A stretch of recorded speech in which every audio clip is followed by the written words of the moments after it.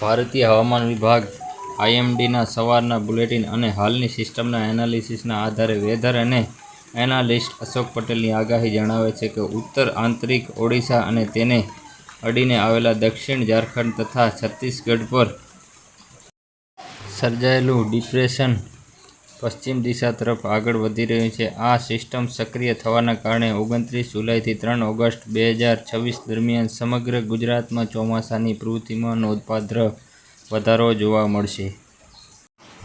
Weather analyst Ashok પટેલની આગાહી અનુસાર હાલમાં દેશના એક સાથે અનેક હવામાન સિસ્ટમો સક્રિય છે. 29 જુલાઈ સવારે 5:30 વાગે આંતરિક ઓડિશા પર કેન્દ્રીય આ સિસ્ટમની આગામી 24 કલાકમાં પશ્ચિમ તરફ આગળ વધશે. દરિયાઈ સપાટી પરની ટ્રફ લાઇન અનુપગઢ, પીલાની સતાના અને ડીપ ડિપ્રેશનના કેન્દ્રમાંથી પસાર થઈને પૂર્ણ દક્ષિણ-પૂર્વ તરફ લંબાયેલી છે.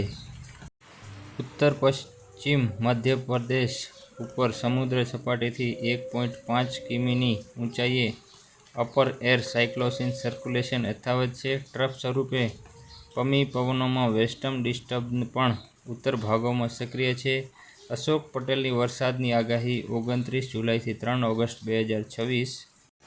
ઉત્તર ગુજરાતમાં વરસાદની આગાહી. ગુજરાત રિજિયનના વરસાદની આગાહી. ગુજરાતમાં વરસાદનો રાઉન્ડ 30 અથવા 31 જુલાઈથી શરૂ થઈને 2-3 દિવસ સુધી હળવાથી મધ્યમ મોટા ભાગના વિસ્તારોમાં ભારે અને આઇસોલેટેડ એકલ-દોકલ સ્થળોએ અતિ ભારે વરસાદ પણ પડી શકે છે. મિત્રો, ગુજરાતમાં પવનની ગતિ. ગુજરાત વરસાદ દરમિયાન 40થી 50 કિમી કલાકની ઝડપે અને ઝાપટા સાથે પવનની ઝડપ 60 કિમી કલાક સુધી પણ પહોંચી શકે છે. ગુજરાતમાં વરસાદની માત્રા. ગુજરાતમાં રિજિયનના આશરે 50% વિસ્તારમાં 100થી 150 મીમી અને બાકીના 50% વિસ્તારમાં 50થી -100 મીમી કુલ વરસાદની સંભાવના છે. વધુ વરસાદ ધરાવતા કેન્દ્રોમાં કુલ વરસાદ 250 મીમી 10 ઇંચથી વધુ પણ નોંધાઈ શકે છે.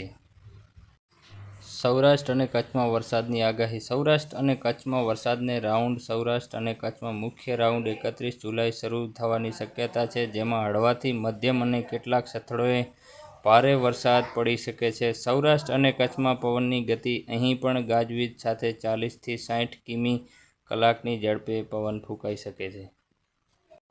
સૌરાષ્ટ્ર અને કચ્છમાં વરસાદની માત્રા. આશરે 60% વિસ્તારમાં 35.75 મીમી અને બાકીના 40% વિસ્તારમાં 35 મીમી સુધીના વરસાદની ધારણા છે. જ્યારે ચોક્કસ વધુ વરસાદવાળા વિસ્તારોમાં કુલ માત્રા 150 મીમી 6 ઇંચથી પણ વધુ વરસાદ થઈ શકે છે.